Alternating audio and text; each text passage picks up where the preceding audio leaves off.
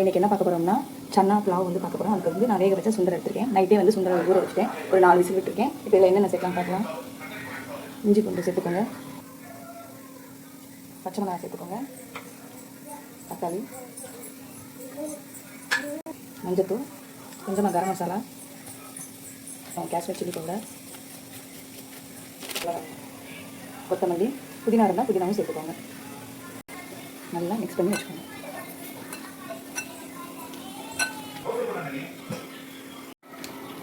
தயிர் சேர்த்து மிக்ஸ் பண்ணிக்கோங்க.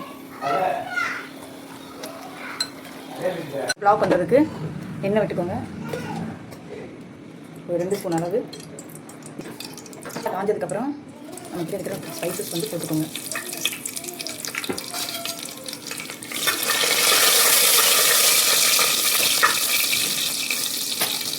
அதுக்கப்புறமா வெங்காயம் போட்டு வதக்கிக்கோங்க.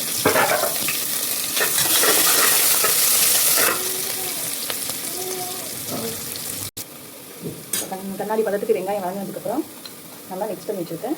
இந்த சன்னாவை இதை சேர்த்துக்கலாம். பச்சை வாசனை போகிற வரைக்கும் நல்லா வதக்கிக்கோங்க.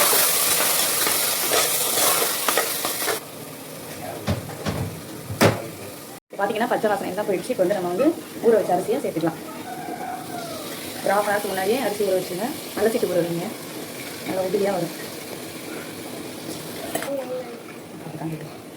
நான் அதில் வந்து 1 டம்ளர் அரிசி எடுத்துட்டு இப்போ 1.5 கப் தண்ணி ஊற்ற போகிறேன். சன்னா வேக வச்சோம்னா தண்ணி அதை வந்து சேர்த்துக்க போகிறேன்.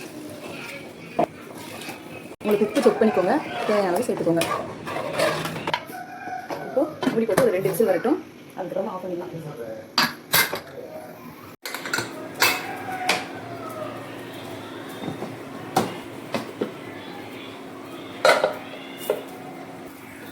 பார்த்தீங்கன்னா சூப்பராக வந்து உதிரியாக சன்னா புலாவ் வந்து ரெடி ஆயிடுச்சு. நீங்களும் உங்கள் பசங்களுக்கு லஞ்ச் ரெசிபிக்கு இதை ட்ரை பண்ணுங்கள். இந்த வீடியோ உங்களுக்கு பிடிச்சிருந்துச்சுன்னா லைக் பண்ணுங்கள், ஷேர் பண்ணுங்கள், மறக்காமல் சப்ஸ்கிரைப் பண்ணுங்கள். தேங்க்யூ. சூப்பர்.